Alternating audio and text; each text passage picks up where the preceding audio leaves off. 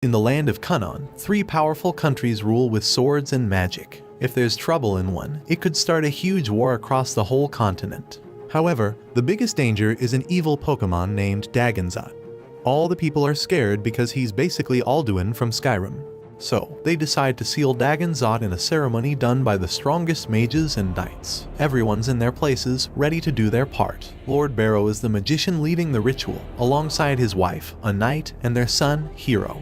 Young Hero is holding a legendary mirror that is supposed to seal this world eater from Walmart. Lord Barrow uses his most powerful magic and starts the ceremony. The ceremony is going well, with the dragon being slowly sealed forever in Daedric magic. But then, Lord Barrow takes a back shot, an arrow to the back. He drops the staff he's using for the spell. His wife tries to help, but he tells her to continue the ritual, otherwise, the dragon will destroy everything with its flames. However, it's too late. Dagonzot breaks free from the spell and destroys the mirror. The dragon goes after Hero, but his father uses his second most powerful magic. To save his son, Barrow casts a spell on the dragon, but as a result, Hero also gets hit and gets a scar on his chest for life. Still, the dragon's flames burst out and everyone gets Oppenheimered. In the end, Hero was the only survivor of that tragedy. Juru, a swordsman and a friend of his parents, took him in and raised him. Hero wanted to avenge his parents, so he took Juru as his instructor and practiced his sword skills every day.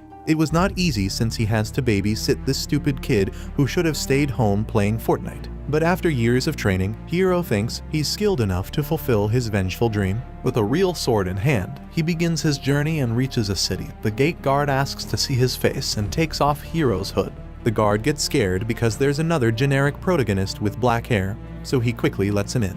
In the market, people suddenly notice a beast girl, Sharisharu, and the Grand Troa floating down. She announces that her master, Nambuko, is coming. Circles of light appear on the ground. Guards emerge from the light, amazing everyone. A mechanized carriage moves through the path, carrying the man named Nambuko, aka a Mr. Beast. He greets the people by having his helper shower them with money. The people rush to grab their share of the money. Hero wants to grab a coin, but a young boy gets it first and shows off to his friends. Their leader warns the boy, Peshe, not to take money from Nambuko, saying it's just money taken from the people. They watch the parade, and one of the boys mentions he'd rather steal the Grand Troa from Nambuko as it is known to grant wishes for money and food. The leader tells them to return, or their boss will be mad. Peshe ignores the warning and sneaks into Nambuko's carriage. Hero, amused by the scene, decides to bounce off somewhere else. He reaches a statue, and the store owner explains it's of the hero named Dalhalbart, who saved the Golden Maiden, Pishiktram, from a dragon. The hero's crest, the crest of dragon warding, is said to be a gift to the owner's ancestors, which the store owner shows the people. Some listeners doubt the dragon's existence since it died 10 years and call the crest fake. Hero, however, is interested in the crest. A kid named Tomet snatches it, but a giant man grabs him like a working claw machine. The store owner calls the giant to teach the boy a lesson, but Hero intervenes, posing like he's got that dog in him. People gather, impressed by Hero holding his huge sword with one hand. The giant is scared, and the store owner complains that the boy stole his family's crest. Hero tosses a real gold coin to the store owner, the boy is set free, and the store owner leaves with the giant, thanking Hero for his stupidity in buying the crest. Hero picks up the crest. Hero asks if the boy is okay, but he's surprised when Tomet says he should have minded his own business. The boy whistles, calling his buddies. Their original plan was for him to create a fuss, and his friends would steal wallets during the distraction. To cover for it, he snatches the crest from Hero and runs away. Back at their hideout, the boys complain about Hero ruining their plan. Suddenly, Hero arrives and ruins their plan. They're shocked to see him in their hideout. Tomet mocks him for going after a trinket from a fairy tale, but Hero introduces himself and demands to know the boy's name, revealed as Tomet. Hero says the crest is his Dalhabart and leaves. Tomet stops him, and the gang prepares to fight. They claim whatever they steal belongs to them, and Tomet asks Hero's next move. Hero stands near the window and willingly falls from it. The boys rush to check if he's okay but realize Hero has escaped through the roof below. A chase begins between the boys and Hero, who amuses himself by doing some Assassin's Creed type beat. Tomet and another boy manage to keep up with Hero's Parker. The chase goes on for a while, but the other boy gets tired while Tomet still enjoys it. The exhausted boy wobbles and almost falls off the roof. He grabs the sill, and Tomet tries to help, but the boy loses his grip. Hero saves him. Their relief is short-lived as the other boys catch up, reporting that that fat kid from earlier got caught trying to steal the Grand Troa from Nambucco and will be executed at dawn. Tomet runs to save Peshate without hesitation, with the other boys following suit. It's morning, and Peshate's execution is about to happen. Sharisharu announces his crime while soldiers surround the execution platform. Tomet and his crew, among the crowd, can only watch helplessly due to the numerous guards nearby. Suddenly, Hiro appears, telling the boys to let him take care of the matter, claiming a hero never leaves a good deed undone. As they are about to begin send this fat kid to hell, Hiro steps forward, urging them to let the boy go. He can't vouch for Peshate's innocence, but he believes the death penalty is too harsh. Sharisharu demands to know who he is, and Hiro introduces himself as a wandering swordsman. This makes Sharisharu laugh, and she orders the soldiers to attack him.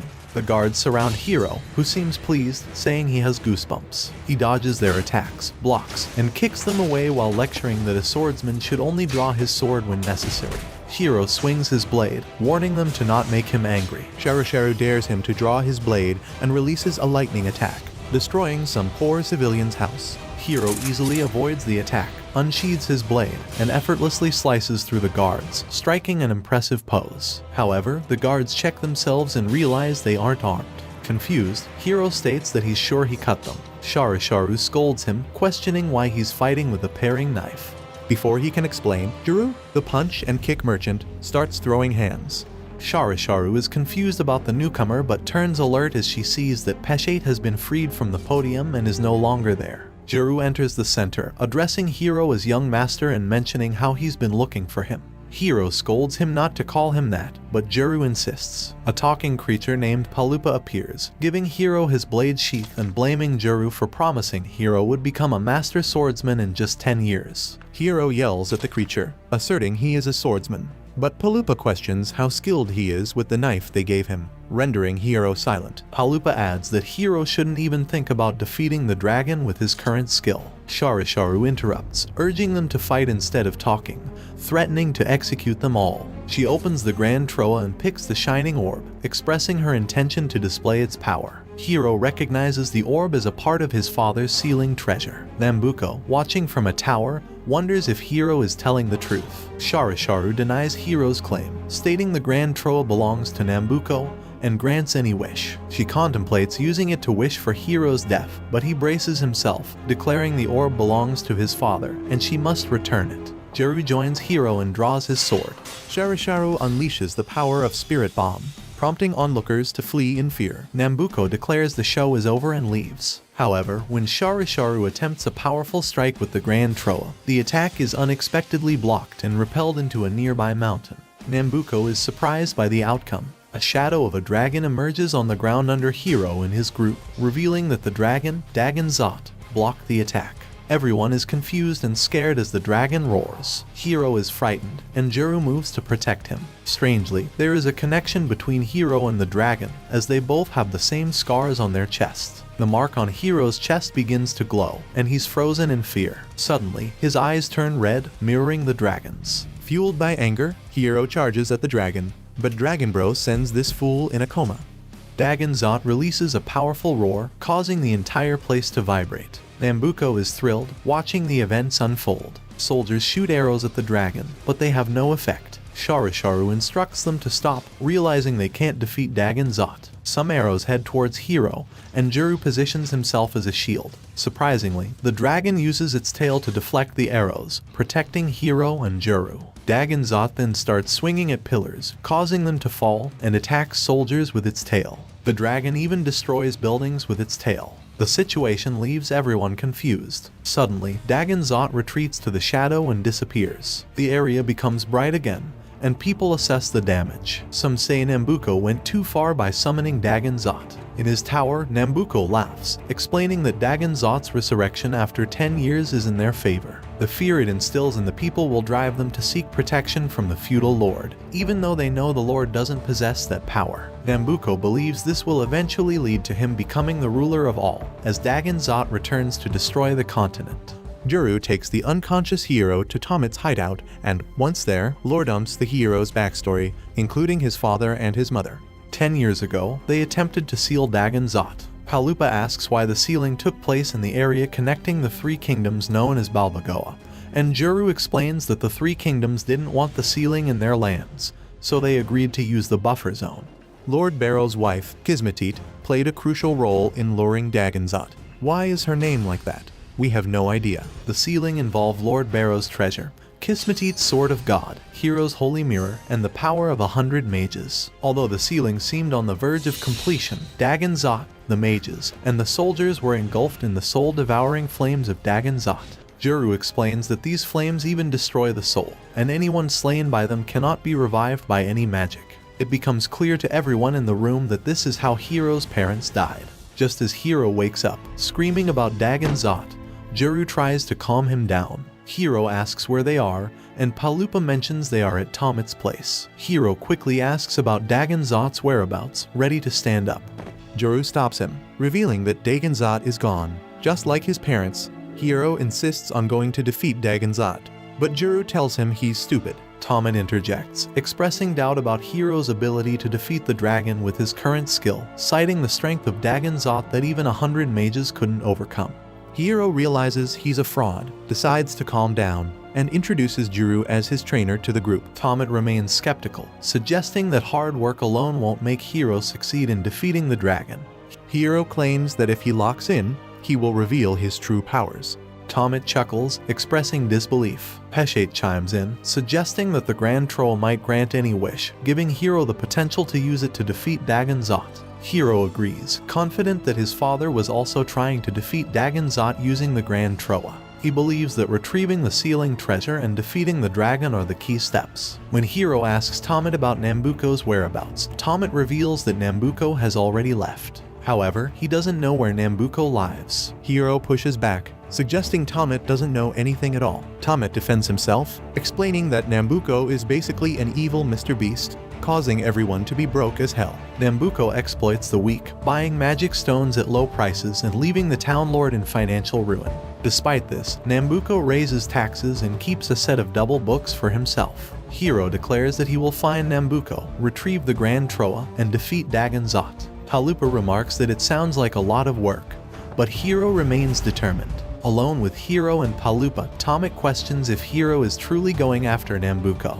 Hero affirms, but Juru intervenes, stating that Hero's sword skills are weak as hell and he will not survive the winter. Despite Juru's warning, Hero is determined to go. Juru decides to teach Hero and takes him to a tree filled with slimes, instructing him to defeat them. Hero attacks a slime, but he gets jumped by it. Juru tells him to try again. This time, Hero is more alert, but the slime still overwhelms him. They jump his face, almost suffocating him. Palupa remarks to Juru that he should have realized by now that Hero is not built different and he's a fool. Juru acknowledges that he can only teach sword skills, but Palupa points out that if Juru isn't helping Hero, who is clearly talentless in swordsmanship, it may not be the best approach. They observe Hero still struggling to land a hit. Bro is a lost cause. Palupa is counting their money when Hero notices a sand dragon lurking under the sand behind Palupa. He asks Palupa about sand dragons, and Palupa mentions they can make money by selling a sand dragon fang, meat, and pelt. The sand dragon emerges behind Palupa, casting a shadow over him. Hero charges at the dragon, surprising Palupa, who thinks Hero is attacking him. However, Hero jumps over Palupa and attempts to strike the dragon, but the sword bounces off its face. While the dragon absolutely mogs this fraud, now aware of the dragon, Palupa advises Hero to run, but Hero insists that a hero never leaves a good deed undone. As the sand dragon opens its mouth, Hero and Palupa brace for an attack. To their surprise, they see a girl inside the dragon's mouth. The girl stands up, thanks the dragon for the free Uber, and bids it farewell. Hero is amazed that the dragon actually leaves. The girl approaches Hero, who backs up. She rests her head on his chest, thanking him for the pretty sound of his heart and asking him to come with her. Hero is confused about the situation. Palupa warns Hero that trusting a girl emerging from a sand dragon's mouth, holding a magic wand is a bad idea. Hero backs away and asks the girl where she suggests they go. She starts speaking Simlish about meeting him, being where he is, or maybe already being there. Hero sneakily picks up his sword, considering running, but first, he asks the girl who she is. She introduces herself as Serato and asks if he knows her, to which Hero replies that he doesn't. Serato agrees, saying she doesn't know his name, and asks for it. Hiro tells her, and she moves closer, staring into his eyes, describing them as a deep lake where a goddess or a white horse might sleep. However, she concludes that it's a dragon that sleeps within him. Juru arrives with some wolves he hunted, startled, asking Hiro who the baddie is and how'd he pull her. Hiro says he doesn't know, she just came out of nowhere. Halupa, hiding in fear, adds that coming out of a dragon's mouth makes her a demi-human or some kind of monster. Juru prepares his sword to attack, but Hiro stops him, saying she's not that dangerous. Serato calls Hiro to look, and he turns to see her squatted, picking sand pebbles, asking them where they came from. The group, staring at this girl, is almost convinced she's a K-On fan. Hiro asks what they should do. Halupa suggests not associating with her, and Juru says it's best to ignore her. Hiro continues his training with the slimes, but there's no progress as the slime keeps jumping on his face. Frustrated, he pulls it away. Serato, sitting nearby, asks if that's a win or a loss. Hiro tells her there is no winning or losing in training. Serato says it looks fun. Hiro sighs, dropping his sword and sitting on the ground, explaining that he's doing it because Juru had asked him to, and they can't leave without him finishing the training regime. A wolf suddenly appears, baring its fangs at him. Hiro confronts the wolf, daring it to jump him. The wolf does jump him, and Hiro warns but sustains a shoulder injury. He goes back to Serato, asking if she's okay. She stares at him for a while, her eyes changing from blue to lilac. She checks his wound, but he assures her he's fine. She then uses her wand to heal his wound, even mending the torn sleeve. They both go in turn to turn and the wolf Hiro defeated.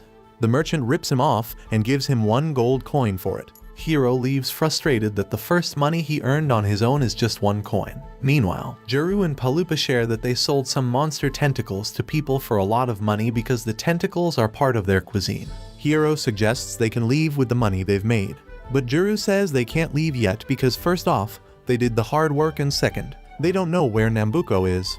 Hiro decides they'll search as they go and asks Juru to buy the most expensive armor in a nearby shop.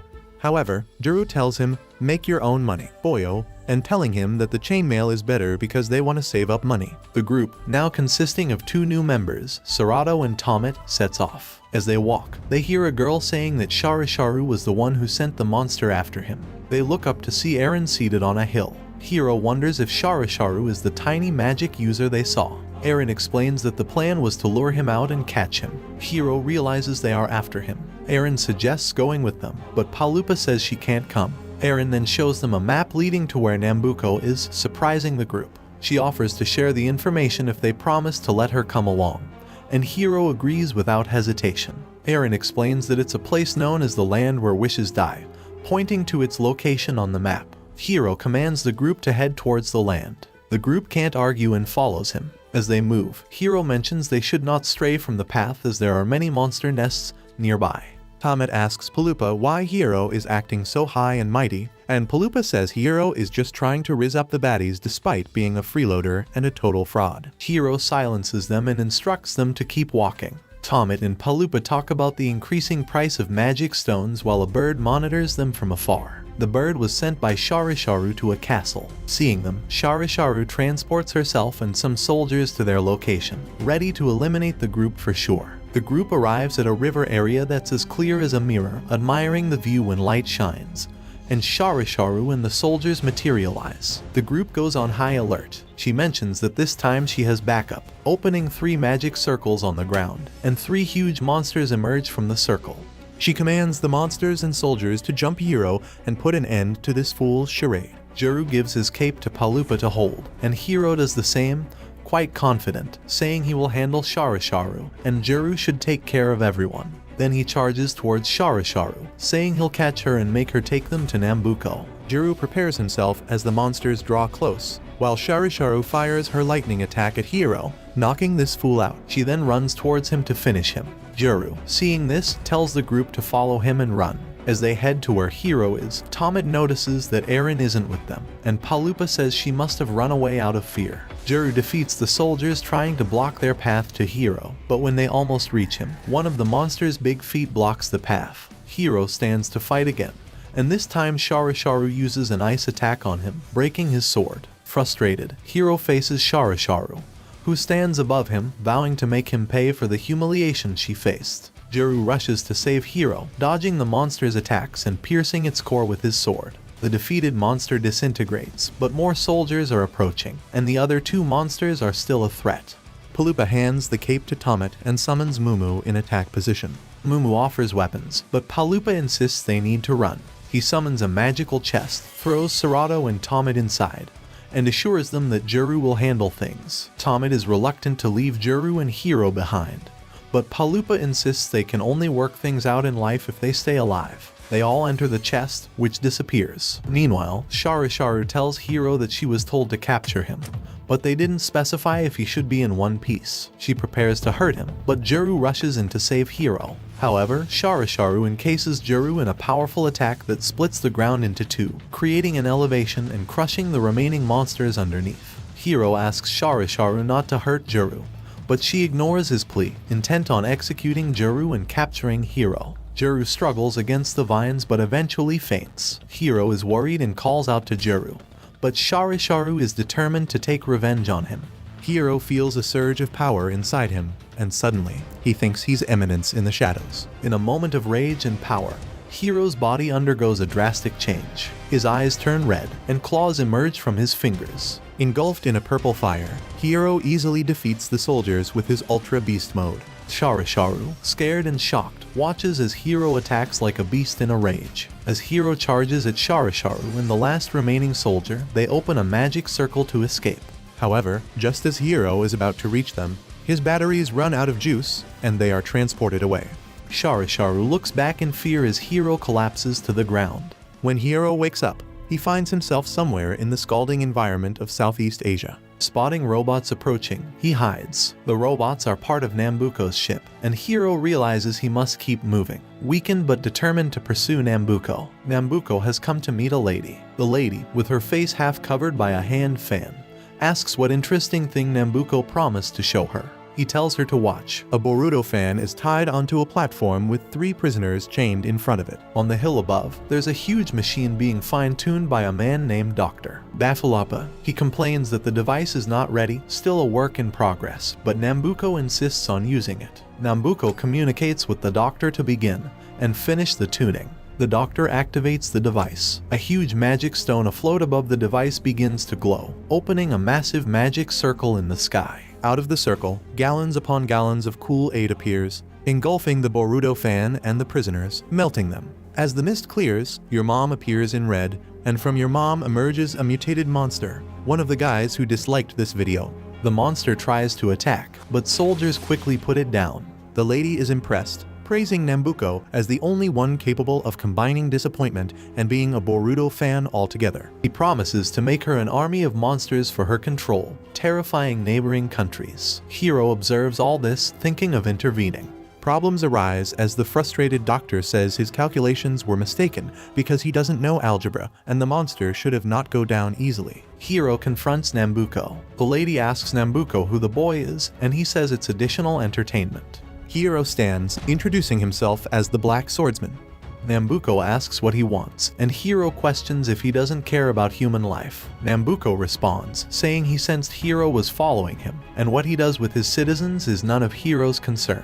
Hiro declares he won't sit still and will fight back with his sword. However, when he reaches for the sword on his back, it's not there, only the sheath remains. Nambuko instructs the soldiers to stay back because he'll defeat this impractical joker. Hiro boasts that he can still win without a sword, and Nambuko mocks him, suggesting Hiro should take it easy. Hiro charges, but Nambuko skillfully dodges his attacks and uses his own sword to knock Hiro down. With the sword pressed against Hiro's neck, Nambuko reveals he's been looking for Hiro, questioning his connection to Dagon Zot's revival. Hiro insists that Nambuko give him the Grand Troa, but Nambuko claims it belongs to him. Unable to do anything, this fool is captured, tied to a chair in a room, struggling to edge himself. Nambuko enters, placing a set of torture tools on a table beside Hiro. He picks up a hammer, and Hiro starts to feel scared. Nambuko mentions a session where Hiro will hopefully reveal all his secrets. He then chooses a dagger, commenting on how humans are susceptible to pain, suggesting that after turning him into a human mashed potato, he will have all the information he needs. Hiro continues to struggle as Nambuko comes close, asking about his relationship with Dagon Zot. Hiro, in turn, questions why Nambuko, a mere merchant, is so interested in the dragon's revival. Nambuko reveals he's after the chaos the dragon will bring because chaos means weapons, and weapons mean stacks of motion for him. Just as Nambuko is about to start the torture, he stops, telling Hiro there's plenty of time. He leaves abruptly as he is summoned by the Highness. Hiro breathes a sigh of relief, feeling saved. He resumes trying to free himself, first removing his leg from the rope, then using the edge of his boot crest to cut the arm ropes. Meanwhile, a celebration is going on outside, and Dr. Bafalapa is still working on the mutation device. He suddenly sniffs the air and calls for Serato. Using a sniffing device shaped like a dog head, he starts searching for Serato. Hiro successfully frees his right arm and his other leg. He's about to rush out but forgets about his left arm, causing him to fall. Hearing footsteps, he quickly sits back down. Through the curtain, Dr. Bafalapa enters with his sniffing device, still searching for Serato. Ignoring Hiro initially, the device starts directing him towards Hiro, barking like a dog. The doctor asks Hiro why he smells like Serato, looking worried. He inquires about Serato's well-being and whether Hiro hurt her. Hiro wonders how the doctor knows Serato. The doctor grabs Hiro's shirt, celebrating that Serato is safe. Hiro resumes freeing his left arm but stops as the doctor, with a smile, wants to know where Serato is. Hiro says he doesn't know since they were separated. The doctor then asks how Hiro met Serato, and Hiro explains it to him. The doctor expresses disbelief, but Hiro insists that's what Serato said when they first met. The doctor takes a pipe and places it in Hiro's heart, then suddenly becomes scared and goes to a corner, repeating that it's impossible. Hiro continues trying to free himself, which he succeeds in, then rushes to put the doctor in WWE, commanding him to get him out of there. However, the doctor calmly says that Hiro's arms, legs, and eyes are his, but his heart isn't. Throughout this, he remains unaffected by Hiro's attempts to strangle him. Confused, Hiro asks what the doctor means. The doctor explains that it is fate that Hiro and Serato have met. He picks Hiro up from his back and throws him like he's some parasite that sticks to his back, telling him to take care of Serato because he is her fate. The doctor is about to leave, but Hiro pleads with him not to leave him there, fearing Nambuko's torture and the separation from Serato. The doctor agrees, saying it would make Serato sad if Hiro were dead. He pulls out a vial of potion, telling Hiro to drink it, assuring him it's not poison. Hiro hurries to drink it before Nambuko returns. After drinking the potion, Hiro starts glowing with a purple light and begins to float. The doctor tells him that someday Hiro must meet someone named Master Theo, but before Hiro can inquire further, the light shines brighter and he's teleported away. Meanwhile, the group is nearby, observing Nambuko's camp and speculating that Hiro might be there. Serato is about to rush in, but Eren pulls her back. Suddenly, Hiro falls from the sky onto the ground. The group has questions, but Hiro tells them he will answer later, urging them to leave immediately. The group sets up camp in a cozy cave in a small town. Hiro tells Serato about the strange old man who saved him, and she notices he smells like Dr. Bafalapa. Giru, with his wise thoughts, suggests that Hiro's heart not being his own could be linked to Dagon Zot. He asks if Hiro ever felt a connection, like a heartbeat or a mark on Dagon Zot's chest. Hiro touches his own mark, pondering. Eren wonders if Hiro's heart not being his own means Dagon Zot's heart might not be its own either, leaving Hiro confused. Jiru suggests a possibility their hearts might have been switched, and Dagon Zot protected Hiro's heart, not Hiro himself. Hiro is hesitant to believe it, but Jiru suggests that 10 years ago, Lord Barrow, Hiro's father, might have switched their hearts in a desperate move. The strange power Hiro showed in the fight with Sharisharu could be hidden within Dagon Zot's heart. Jiru thinks extreme rage and fear triggered Hiro's temporary dragon form. Hiro, angry and frustrated, questions whether his death or Dagon Zot's will mean both their demises. Jiru admits uncertainty. Hiro, fueled by a desire for revenge for his parents, is prepared to face death, but doesn't want this complicated plot to switch off his brain. Frustrated, he runs out of the cave. Jiru and Palupa follow him, while Eren wants to go after them. But Tomit advises her to stay back as it seems like a personal matter. Hiro puts on a smiling face, realizing there's another solution: to switch their hearts back. His determination to defeat Dagon Zot is restored. Eren meets with Nambuko, sharing details about Hiro's dragon form and having Dagon Zot's heart. Nambuko finds the information intriguing but questions why he should trust Eren. She reassures him, saying selling information is her job, and he can trust her words. Nambuko asks about the price, and Eren offers a discount because she's doing a summer sale. Nambuko snaps his fingers, and a platform powered by a magic stone descends. On it is a black shell with beads and a rope, something called Alshana that Eren finds interesting. Nambuko explains that if her information about Hiro being Barrow's son is correct, then Hiro will return for the Grand Troa someday. And until then, he will patiently wait for Hiro. Eren takes her reward and leaves. Meanwhile, Nambuko has other plans. He calls Sharisharu and orders her to eliminate Hiro. Hiro and Juru are both wide awake, unable to sleep. They chat about Hiro feeling uneasy with a dragon inside him. Outside, a creepy shadow suddenly moves, eating a dog and causing a big boom. Hiro and Juru notice and head outside. The shadow goes on a wild spree, exploding buildings. Hiro rushes out with his sword, suggesting they go to the plaza. Juru wants them to stay, but Hiro dashes off. At the plaza, the shadow is crawling on a tower. It turns into a symbol of Dagon Zot, making the tower explode. Hiro sees it eating people, freaking him out. Sarada wants to find Hiro, but her friends stop her, worried it's dangerous. Hiro tries to warn people to run, but they get sucked in. He wants to save them with his sword, but Juru stops him, saying it's too risky. Hiro disagrees, but before they argue more, the shadow comes their way. Juru pushes Hiro, attacks the shadow, but it dodges and sucks him in. Sarada ignores Juru's warning and rushes towards Hiro, insisting that the enemy isn't Dagon Zot. Juru cleverly uses his sword to anchor himself, preventing the shadow from sucking him in. Suddenly, a massive pink light covers the area, blinding Hiro for a moment. When he opens his eyes, he sees Sharisharu floating in the air, holding an elongated umbrella and a light blue vial bottle. In a flashback, Nambuko gave Sharisharu the vial containing a black element made by Dr. Bafalapa. Opening it released a hungry black element that devoured people and took over the town center. Sarado, along with Tomit and Palupa, tries to reach Hiro, but the shadow blocks their way by destroying a nearby building. Sharisharu mocks Hiro for always rushing in to help people. Dr. Bafalapa, back in Nambuko's palace, is pleased to see Sarado through their monitoring device, but Nambuko insists on focusing on Hiro. Sharisharu commands the shadow to devour Juru, who is still holding on.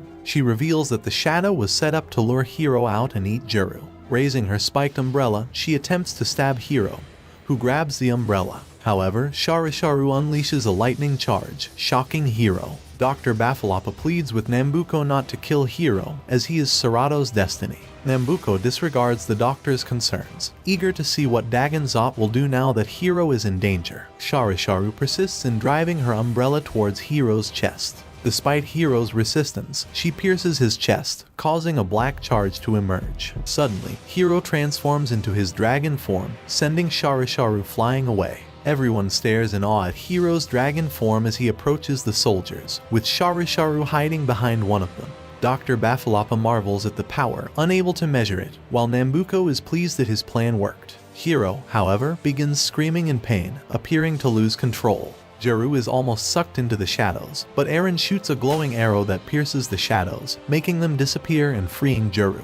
He rushes towards Hiro. Sharisharu teleports herself and the guards away, commanding the shadow to attack Hiro. When the shadow charges at Hiro, a massive explosion occurs, shattering the ground. From the shattered ground, Dagon Zot slowly emerges. Juru struggles to reach Hiro, but when he finally does, Dagon Zot fully emerges, and surprisingly, Hiro stands up, grabs his sword, and slashes Juru. The overload of power causes Nambuko's watching screens to shatter. Dagon Zot retreats back into the shadow, and Hiro transforms back into human form. Palupa and Tomit rush to help Juru, while Sarado is scared by the events. In shock, Hiro sees Juru on the ground and Dagon Zot gone. Nambuko concludes that he actually needs Hiro to bring out Dagon Zot. Juru wakes up to find Hiro, Sarado, and Palupa by his side. Hiro expresses gratitude that Juru is okay and apologizes for unintentionally attacking him. However, Juru is in pain due to moving and affecting his injury. Palupa reassures Hiro that it's not his fault, and that he simply lost control of his dragon form. Hiro asks Sarado if she can heal Juru, just like she did for him before. Sarado uses her healing powers, and Juru recovers, bringing relief to the group. They set out on their journey to the holy mountain where Master Theo resides. Juru suggests that since Dr. Bafalapa instructed Hiro to meet this master, he should be able to help him train his dragon form. Suddenly, Master Theo floats down, remarking that they've come to see him without bringing any gifts. Hiro is confused about what's happening, unable to tell if the man is truly Master Theo. Jeru and Palupa bow to him in respect, explaining that they are former servants of Lord Barrow, who had told them about Master Theo. Theo forgives them for not bringing gifts and goes on to hug Serato, causing a hint of jealousy in Hiro's eyes as he watches. Episode 10. On their way to Master Theo's cave, he shares that Barrow and Bafalapa were once his students, praising them as great students who never forgot to bring gifts. The group realizes that Master Theo is fixated on them not bringing gifts. Jeru then explains the desperate situation, emphasizing the need for advice on combating the dragon form. In response, Master Theo raises his hands and unleashes a black-red mixed flame. During this, Serato has something glowing in her chest. After the flames subside, Master Theo reveals himself as a great mage and explains that the flames were an imitation of Dagon Zot's flames, created based on his imagination. He clarifies that his version is not consuming or soul-devouring, but the real Dagon Zot's flames are even scarier than his imitation. Master Theo gathers all the information, recounting the devastating soul-destroying flames released by Dagon Zot during the sealing ceremony years ago. These flames not only eliminated countless souls but also rendered the land barren, preventing any grass from growing in that area again.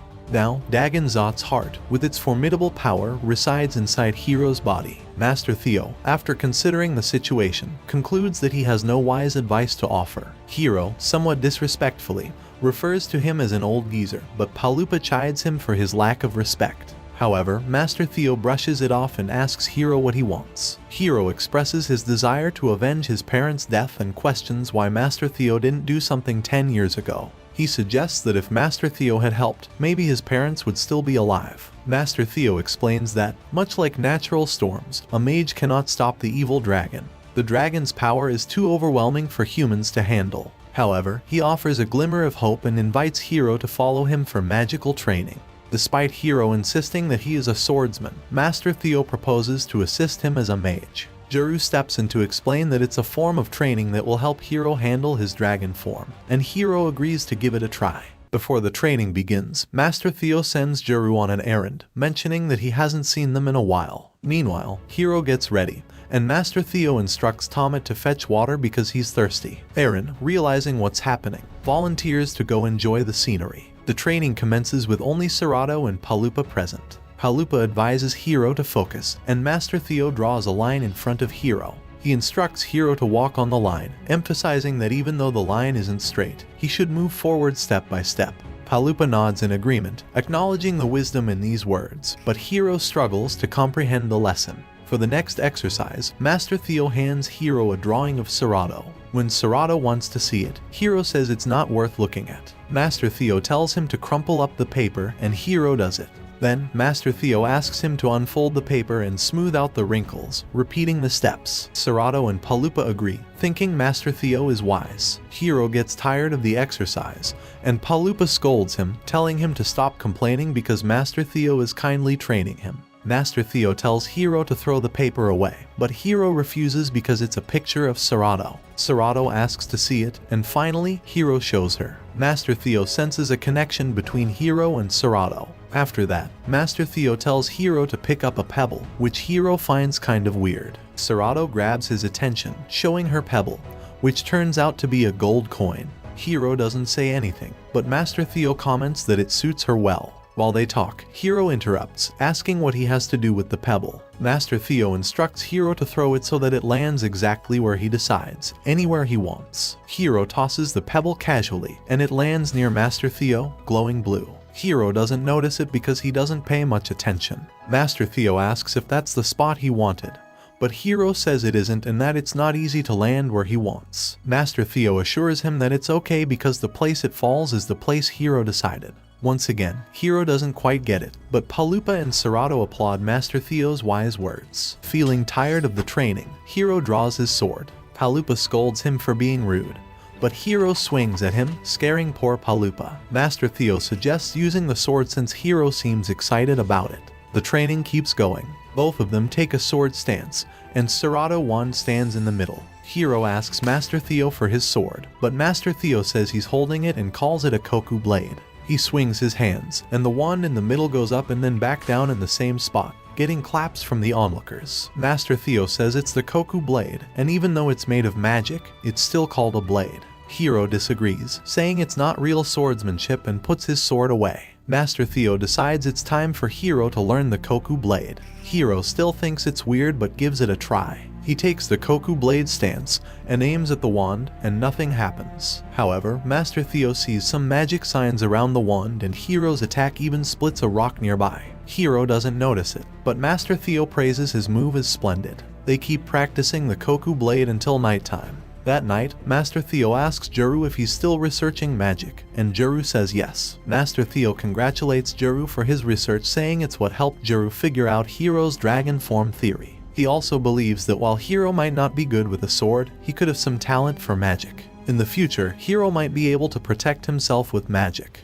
Juru mentions he only taught Hiro swordsmanship, but Master Theo assures him that Hiro has a talent for magic and a powerful ability. He reveals that during the training, Hiro's power was so strong that it went through Sarato's wand without Hiro realizing it and even pierced through him, which prompted him to almost block the attack with defense magic. Juru is surprised at Hiro's strength, and Master Theo emphasizes that Hiro might not look dangerous but is actually quite powerful. He stresses that Hiro and Serato are a pair and should always be kept together. The next morning, the training continues with Master Theo instructing Hiro to assume a weird stance. Hiro stops, saying he can't do the stupid training anymore. An argument breaks out between him and Palupa about his rudeness to Master Theo. Hiro decides to leave, stating he's not interested, but he quickly returns when Master Theo mentions a graduation exam. The exam involves Hiro cutting him with the Koku blade without moving from his spot. Hiro questions if he'll graduate, and Master Theo confirms it.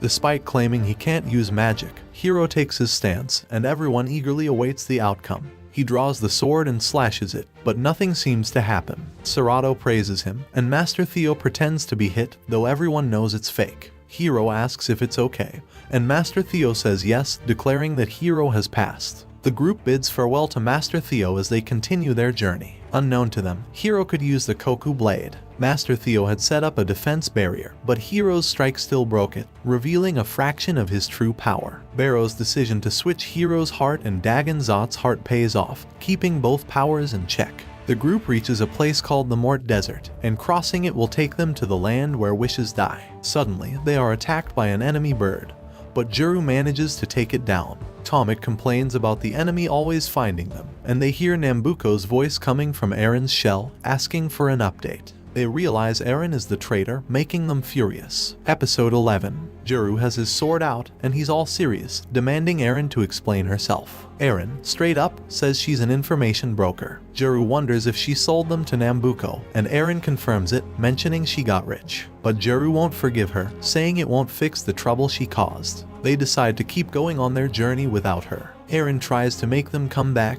warning about the tough desert, but they march forward without looking back. Then there's Sharisharu. She volunteers for Nambuko's experiment with beast mutations. A nearby soldier tells her not to, but she's determined to help Nambuko's work. She steps on the platform, and the experiment begins. Tomet starts complaining, saying they should have listened to Aaron about the hot desert. Hiro insists they can manage without her, but Tomet insists they still need Aaron. Night comes, and they're around a fire. Tomet is complaining again, saying it's suddenly cold. Hiro checks on Serato, and Papula says they still have a long journey. Juru warns them to be ready for 3 more nights in the desert. They have no choice but to bring Aaron back. On their way, a sandstorm hits, and Aaron advises they run. They all run, but the sandstorm catches up. Later, Papula wakes up, and everyone's gone except Aaron, who's already awake. Aaron says the storm might have blown the others away or buried them in the sand. She suggests heading to an oasis. Papula wants to find the others, but Aaron thinks they might meet at the oasis. Papula, not wanting to be alone, follows Aaron. Juru finds Tomet but worries about Hiro, who's not nearby. Meanwhile, Hiro is with Serato, journeying together as the sun sets. Papula complains they haven't reached the oasis, tired. Aaron offers to carry his bag, but he refuses, calling her a blabbermouth. Aaron defends herself, saying she was just selling information and wanted to steal the Grand Troa from Nambuko. Papula collapses, begging for water. Hiro, lying on the ground, complains about the cold, shivering. Serato worries. The next morning, Hiro is still shivering, asking for water. Serato fears he might die without it. She smells a lake in the wind but thinks it might be an illusion. Eventually, she finds water. Hiro hallucinates, seeing his parents offering him water, but it's actually Serato. After drinking, they continue, with Serato supporting the weak hero. They spot a beast running towards them, which turns out to be Sharisharu. She boasts about her new body from Nambuko and prepares to attack. Hiro collapses, and Sharisharu goes after Serato, who dodges but gets kicked down. Sharisharu takes Hiro, and with her teleportation, they disappear to Nambuko's mansion. Serato can't stop her. Hiro wakes up in front of Nambuko and Sharisharu, asking for Serato and where he is. Nambuko reveals it's time to awaken the dragon and cause disaster, thanks to his technology. Hiro doesn't buy into Nambuko's talk and demands the return of the Grand Troa. Drawing his sword, Sharisharu wants to step in, but Nambuko stops her. Nambuko remarks on Hiro always being quick to draw his sword, to which Hiro confidently replies that he's a swordsman. Charging at Nambuko, Hiro is full of confidence, but Nambuko easily blocks his attack, pointing his sword at Hiro's neck. Nambuko reveals they met 10 years ago at the sealing ceremony of Dagonzat, where Hiro got the Grand Troa. Hiro asks if Nambuko shot the arrow at Barrow, and Nambuko confirms, explaining his plan to use Dagonzat to create chaos and become rich. Barrow, Hiro's father, tried to stop the dragon, and Nambuko shot the arrow to teach him a lesson. Hiro calls him the murderer of his parents, but Nambuko shifts blame to Dagonzat, saying indirectly that he can be blamed for the chaos leading to their deaths. Hiro vows to make Nambuko pay for his parents' death. Nambuko shares that he had no idea Barrow swapped Hiro's and Dagonzat's hearts, causing the dragon to sleep for 10 years. People believe the dragon was dead. Nambuko envies Hiro for surviving, thanks to the dragon blood crystal. He survived to witness the beauty of the land and souls scorched by the soul-destroying flames, a sight engraved in his mind. Since then, he's had a life purpose to see that beauty again, fueled by the flames of Dagonzat. Hiro insists there's no beauty in destruction, blaming the dragon for his parents and countless others' deaths. Nambuko counters, saying human life is small compared to the beauty of destruction. This angers Hiro, who charges at Nambuko, ready to attack. Nambuko blocks the attack, disarming Hiro's sword. He tells Hiro to give up on being a swordsman, as he won't be able to defeat him. Nambuko won't kill Hiro, though, because he needs him to assume his dragon form and call forth Dagonzat. Hiro can't do it now, feeling only humiliation, not fear. Enlarging his sword, Nambuko explains that with Hiro as Dagonzat's heart, he can control the dragon. Meanwhile, the group has banded together except for Serato. Juru wants them to keep walking to find Hiro, but Palupa and Tomet complain of being tired and not wanting to search aimlessly. Tomet asks Eren if they can use her shell to communicate with Hiro. Eren says her shell isn't that powerful, but Tomet insists she tries. Raising the shell like an antenna, Eren picks up various voices, most discussing the incoming war and war supplies. Eventually, she picks up Serato's voice, and they follow the signal to a place with spiked rocks. They see Serato below, hitting a spiked rock with her wand. Relieved she's okay, Tomet points out that Hiro isn't nearby. Juru explains that Serato is trying to make a sound called a drum sound, which attracts dragons. Looking up, they see a dragon flying in her direction. As Serato continues making the drum send sound, Juru, unaware of the approaching dragon, dives in with his sword ready to attack. The dragon is almost about to hit Serato when Juru intervenes. Instead of attacking, the dragon lets Serato enter its mouth and reveals that it's her friend, willing to take them to their destination. The group realizes that she intentionally called the dragon, and Papula recalls that she also came to them in a dragon's mouth before. The dragon carries the group on its back to Nambuko's mansion. Back at the mansion, Nambuko asks Dr. Bafalapa if the preparations are complete. He assures Nambuko that the magic left in the sphere will be compressed in the magic reactor and sent to the 3 reactors in each kingdom forming the buffer zone. With the Grand Troa incorporated into the machine, Nambuko can conquer the continent. It will require using all the magic in the mansion, and Nambuko is okay with sacrificing it for Dagonzat. As the group on the dragon approaches the mansion, they see it as a castle in something that looks like a floating orb, described by Tomet as a demon king's castle. Eren confirms that the place was once ruled by a demon king, a legend parents used to frighten their kids. They're surprised the demon king wasn't just a fairy tale. Eren explains that the demon king was defeated by the hero, and his castle was destroyed. However, some magic is left among the ruins, which Nambuko is using to protect his castle. Suddenly, a huge arrow is fired from the castle, punching a hole through the dragon's wings and causing it to crash to the ground. The soldiers on the ground floor see only the dead dragon but get orders from their captain to search for any intruders. The group hides, but it's still tricky getting close to the mansion. They wonder how to get in when a magic circle appears. Dr. Baffalapa comes out, looking for Serato. Serato greets him, and he calls her his daughter. Without wasting time, he suggests going back to his room. Hitting the ground with his stick, they're teleported. The group realizes it's a magic door, jumps in, and gets teleported too. Inside the castle, the doctor talks about how Serato has grown as a person. The group is surprised that a beautiful girl like Serato is Baffalapa's daughter. Palupa asks for an explanation, and Serato reveals she was made on Nambuco's orders. Baffalapa explains she's a magical doll he created, shocking the group. Palupa asks Tomet if he knew Serato wasn't human, and Tomet admits he noticed she was different but didn't think she was a magical doll. Palupa realizes that's why she never ate with them, and he didn't think much of it since it saved their food budget. He asks Serato why she didn't say anything, and she responds that they never asked. Palupa insists she should have said it anyway. Juru wonders why Nambuco ordered Serato's creation. Baffalapa explains that Nambuco survived the sealing ceremony 10 years ago with the dragon blood crystal, made from Dagon Zot's wounds. Nambuco wanted a powerful soldier, but Baffalapa, not wanting that, created Serato with beauty and kindness. Nambuco wasn't impressed, saying a soldier shouldn't smile. But Baffalapa didn't want to discard Serato. He pretended to obey but let her escape, leading her to meet Hero. Juru clarifies that Hero's heart isn't human but Dagon Zot's, forming the crystal. Baffalapa concludes that Serato was drawn to Dagon Zot's heart without one of her own.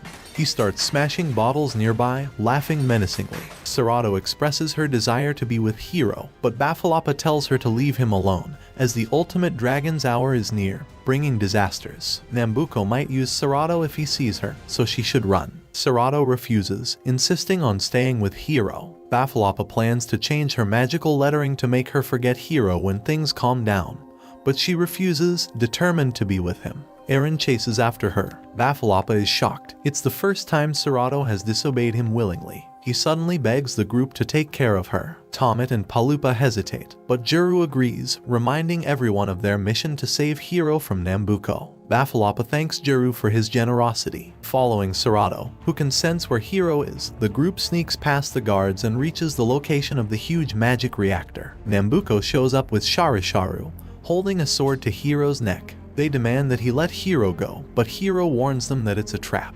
Nambuco says he's been waiting for Serato and asks her to come to him, promising to let Hero go. Serato, concerned for Hero's safety, goes to him. Juru tells the others to stay put for now. Nambuco lured them there to use the magic power to its fullest thanks to the magic reactor. Suddenly, Sharisharu punches Hero, causing him to fall to the ground. Serato rushes to check on him and, using her teleportation magic, sends Nambuco, Hero, and herself to Balbagoa. She prevents Juru from interfering, explaining that they can't reach them now. In Balbagoa, Nambuco tells Hero to look at the place where their fate began 10 years ago. The sun starts to be covered by the moon, and Nambuco announces that the hour of the ultimate dragon has arrived. Soldiers from the 3 countries watch in fear as the sun darkens, thinking the world is about to end. The eclipse then turns red, and Nambuco laughs as the reactor joins together. Sharisharu explains to the group that Nambuco plans to use the magic from his castle to fuse all the soldiers from the 3 countries with Dagon Zot.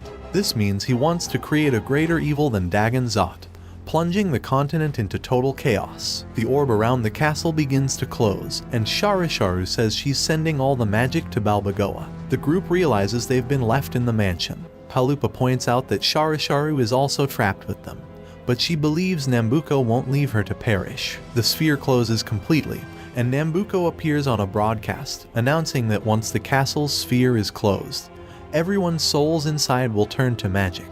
He encourages them to rejoice, as he plans to use the magic from their souls. Panic ensues as everyone rushes towards the door to escape, but Nambuco wants them to stay, as their emotions will help fuel the reactor even more. The magic is being sucked through a big magic circle. Sharisharu realizes that Nambuco left her to perish with the others, angering her. She tries to teleport away but can't, ending up in tears. Dr. Baffalapa comes in, and Juru asks if he can teleport them to Balbagoa. The doctor reveals that once the sphere is closed, nobody inside can use magic. Juru suggests teleporting them anyway, but the doctor explains that his real body is in Balbagoa, and the body in front of them is just a doll. With that, the doctor disappears. Nambuko laughs, satisfied that things are going his way. Serato asks what he plans to do, and he says he will awaken something within her. However, Bafalapa intervenes, stating that he won't let Nambuko use Serato. He threatens to shut down the reactor, but Nambuko attacks him with a gust of wind, weakening Dr. Bafalapa.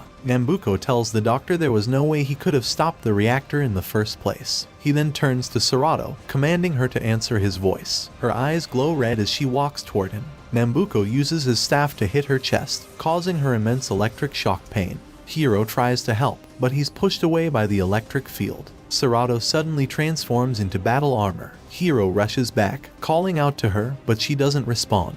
He asks Nambuko what he did, and Nambuko explains that Serato, as a doll, contains an override spell that makes her unable to disobey his orders. The terror she will unleash is meant to make Dagon Zot's heartbeat within Hiro, summoning the evil dragon. Nambuko commands her to fight, and she turns to Hiro, who refuses to fight back. However, she launches an attack on him, beating him badly. The castle begins to crumble, and the group thinks about how to escape.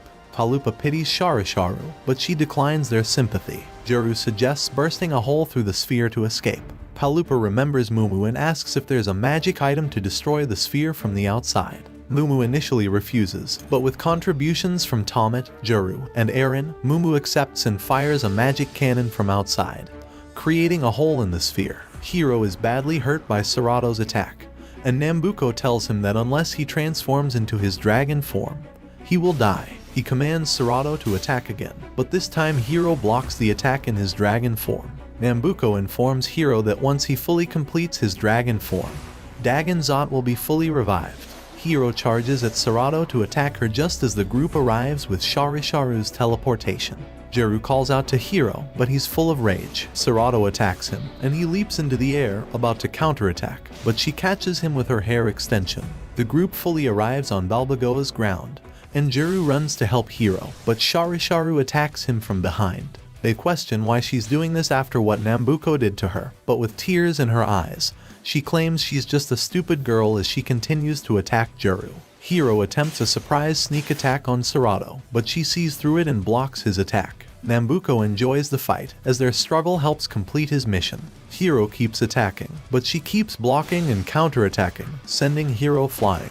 Nambuko commands her to finish Hiro, and she runs at him, blocking his claw and using her hair extension to flip Hiro back and forth into the ground. Juru tries to intervene, but Sharisharu won't let him through as she attacks him, despite his pleas for her to stop. Serato raises Hiro into the air, about to finish him. The fear of dying triggers Hiro's heart, causing Dagon Zot to awaken and hit Serato away with his tail, rendering her unconscious. Dagon Zot roars into the night sky. Nambuko walks to the reactor to activate it, expressing how he has waited for this for the past 10 years. More reactor panels arise from the ground as Nambuko talks about how 10,000 soldiers will soon be fused with Dagon Zot. Taking the Grand Troa, he declares he will make his beauty eternal by placing the Grand Troa in the machine, causing the reactor to activate and drawing the remaining magic from the sphere. The magic explodes, engulfing the area. Nambuko walks into the transformation, and after a large explosion, Nambuko fuses with Dagon Zot, becoming super powerful. Hiro tries to punch him, but Nambuko blocks it, saying Hiro can't stop him. He throws Hiro into the air and attacks from all sides. Hiro has a dream about his parents, who tell him he still has a task to do. With newfound strength, Hiro breaks free from Nambuko's shackles. He no longer has red eyes and seems in control of his dragon form. Hiro slashes away Nambuko's attacks, but it's not enough. Nambuko punches him hard, calling him weak. Eren and Tomet rush to Bafalapa to ask how to stop Nambuko. Bafalapa says they have to simultaneously shut down the reactor and take out the Grand Troa from the machine. The doctor tells them this is to save Serato. Serato wakes up and sees Nambuko beating Hiro badly. Nambuko is about to release soul-destroying flames. Bafalapa, Eren, and Tomet each take a reactor. After configuring it, Bafalapa tells them to press the off button simultaneously. The reactors shatter, and the magic flows back into the castle, exploding the sphere. This causes great pain to Nambuko. Tomet takes out the Grand Troa, and everyone is happy. However, Nambuko says he can still unleash the soul-destroying flames. He releases the flame-destroying Balbagoa, and the soldiers on the ground hold their fort against the huge wind from the explosion. Nambuko is amazed by the destruction he caused. He sees Serato saving Hiro and tries to hand him a sword. Suddenly, Nambuko appears behind her, snatches a crystal from her chest, and smashes it. Hiro, holding Serato, screams out for her death. Nambuko boasts that no one can stop the soul-destroying flame.